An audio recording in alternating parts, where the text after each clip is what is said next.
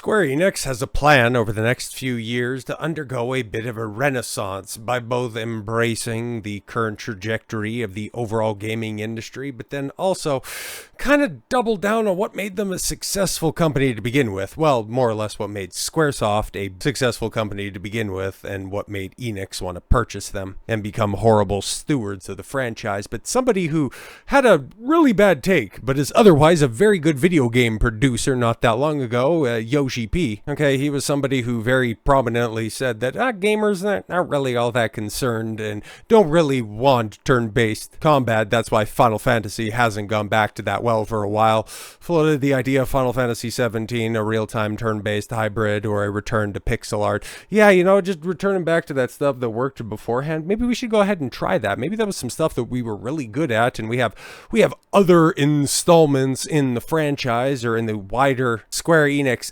ecosystem. Octopath Traveler, Bravely Default, a lot of the remasters and re-releases that we have done that have done gangbusters. But no, why would we want to do that for something new moving forward? Well, I don't know, because people actually really like it, and successes like Expedition 33 recently really drive home the fact that you can do really engaging and fun takes on turn-based combat, something that you guys perfected as recently as 2001 and haven't gone back to. If I was Final Fantasy and then the first thing that you guys did in the action RPG genre was a Final Fantasy XII, that game sucks a giant dick. I fucking hate that game with a burning passion. Fucking knockoff Star Wars. Garbage characters, a convoluted plot, and an awful aesthetic. I hate it so much. Oh my god. There's a big enough push, and I want to get into a little bit of a look behind the curtain. I want to do more in-depth reviews. Just they're very time consuming, and I'm not entirely sure how I want to properly structure them. I got some vague outlines on some stuff, but I digress. I want to really delve into how Final Fantasy XII, not just overrated, it's a game that really broke the Final Fantasy camel's back. But anyways, Final Fantasy XVI producer Naoki Yoshida, Yoshi P, has floated to a very early ideas of Final Fantasy XVII. Yeah, something that we haven't heard much about other than, we're working on it, but don't really have any plans for it. I know some people were theorizing that Final Fantasy VII Remake Part 3 could potentially be flipped into Final Fantasy XVII as, 717, my themes, my themes. That would make sense, but nah, it's something that's very much going to be different. A hybrid, yes. We have a real-time, more traditional turn-based combat, and another would bring back the series to its pixel art roots. Speaking of Sony veteran Shueide Yoshida at the AIAS, a Game Maker's Notebook podcast, Yoshi P was asked whether he'll be directing Final Fantasy XVII. He hesitated because he's on the board of directors now, and then, by the time that he made this comment and he delivered this interview, as you could tell by the timestamp on the article, this was made at the beginning of January 2024, so there was already talks within the higher ups, which Yoshi P took a step back from the board of directors so he could get more involved with game development. That's the way that it happens over in Japan. It's not like he got demoted or anything. It's just he wanted to focus more on games. And when you're over in the East, when you're on the board of directors, when you get a promotion, you stop doing the things that made you successful to begin with. You just become an executive, and that's why a lot of people will just hop around from company to company because they don't want to be pushed into the C-suite.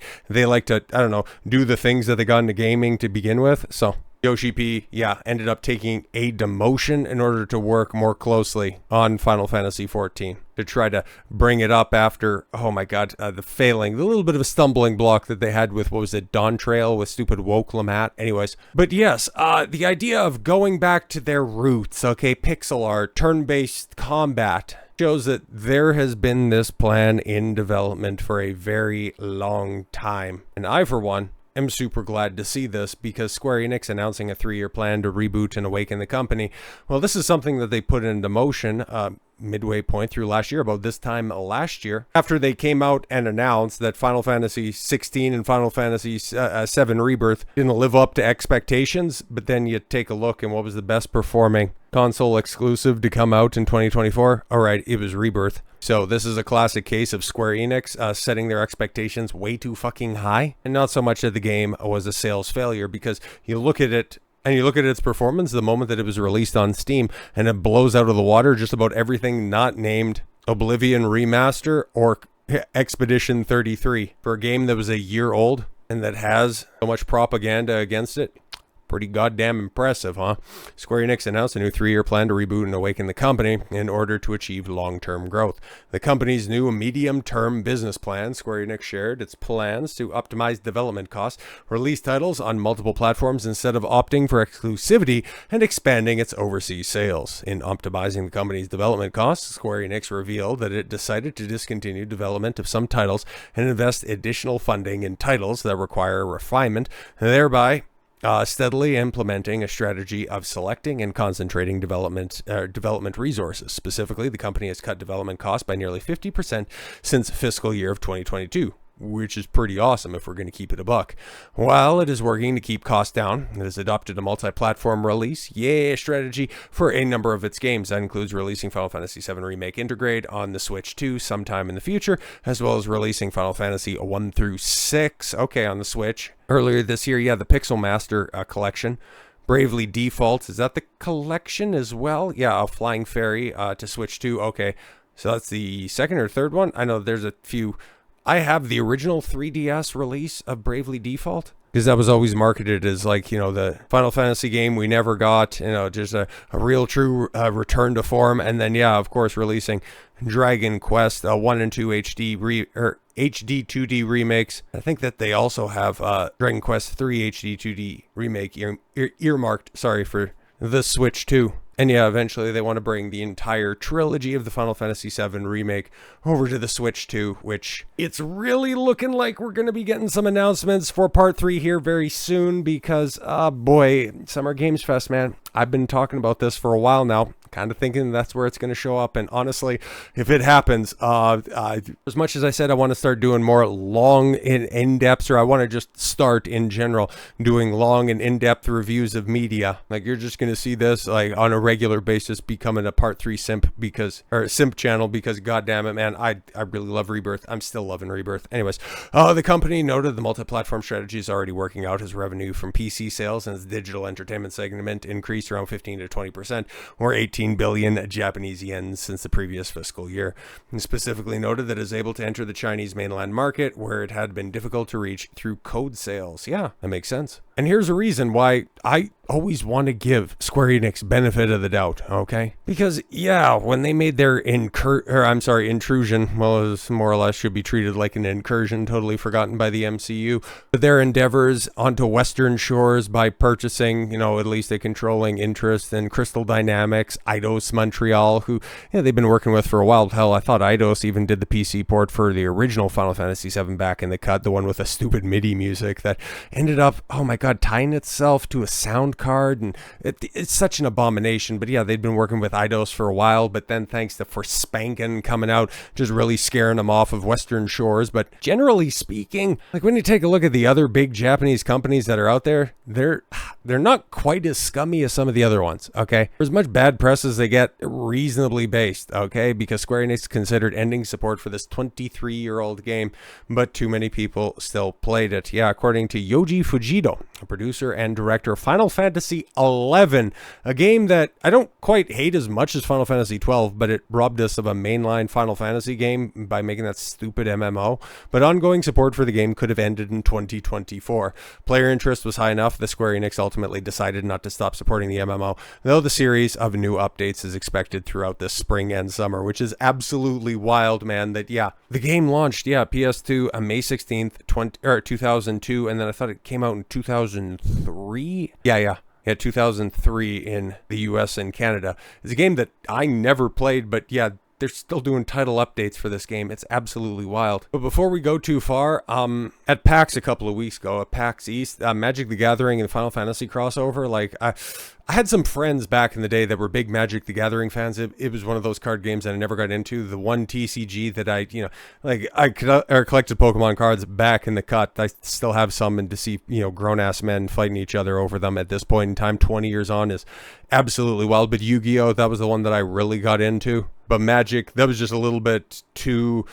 that was too nerdy even for me. But looking at some of these cards and Magic, it's okay, is that Wizards of the Coast? Yes, it is. They're super fucking cringe, especially when they did the Lord of the Rings stuff and they had Black Aragorn. It's like, oh my god, bro, that's absolutely pathetic. But they got this Final Fantasy crossover, and bro, they're doing the game right, mostly because, well, a lot of the lead creatives on the Square Enix side have a very vested interest, and it's not like dealing with that bifurcated Tolkien state that really don't give a shit as long as the check cashes. But I digress. Some of the stuff is looking...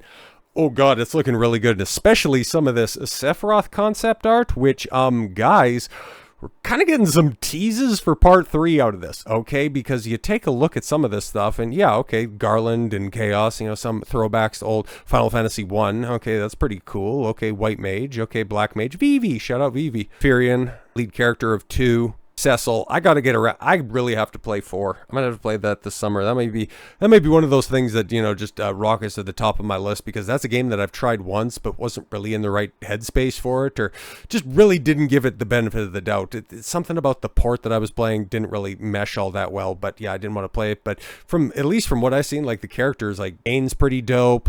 Some of the supporting cast is as well, but yeah, I gotta go back and play 4. I don't hear too much great about 5, but yeah, I played everything after 5. Yeah, 6 is tremendous. I still gotta go back and I gotta replay that. It's been a minute. But just jumping ahead, like the cloud stuff looks really good. Really faithful to all interpretations of the original FF7 design, but this is where it gets, ooh boy, really interesting, because some of the more complete, okay, you can kind of see it play into both of those, okay, with both the Fable Soldier Sephiroth and the One Winged Angel design, which is fucking awesome looking, if we're going to keep it a buck. As somebody who has, played through the original time and time again, you know that, the one wing is supposed to be, well, it's kind of a replacement for his right arm, but it's not in this case. You can still see his arm.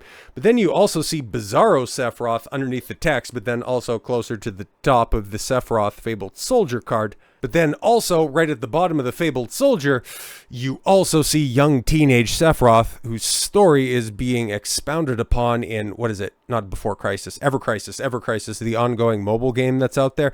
And that story I've been paying somewhat attention to, but I really got to refresh myself with. And it's apparently supposed to be coming out with a 2-year anniversary of the game coming out in September, where you're going to get more of an expansion on that Sephiroth story, which is really cool, very interesting, and I think is going to play a lot into the conclusion of the remake trilogy. And the fact that we're seeing the Safer Sephiroth, One Winged Angel, whatever the hell he's going to be called, God Emperor Sephiroth, I don't really know, man, but that design is awfully amazing, and the way that it's being presented as, you see Bizarro Sephiroth, who looks very true to the way that he was in, spoilers, at the tail end of Rebirth, and Sephiroth's design that is there, Cloud as you've seen him in the other cards. I think we're getting tipped as to what we can expect in seeing Safer Sephiroth, and then also continuing the story of young Sephiroth. This is the type of shit that I know Square Enix is paying attention to when it comes to the fan reaction to all of this wider stuff and this wider lore. And if Naoki Hamaguchi, Tetsuya Nomura, Nojima, and the rest of those guys are paying attention to, we're going to be in for something amazing, not just for the next installment, but also for the future of Square Enix. God damn it, man. It's exciting for as many other studios that are crumbling around us. Thank God it's happening in the West. So if we got to sacrifice a bunch of the Western gaming industry to bolster the East, I think that's a resolution we can all get behind. So with all that said, thank you all very much for the gift of your time. I've been Don Consuelo. I want you to follow your gut and get after it. Take care, everyone.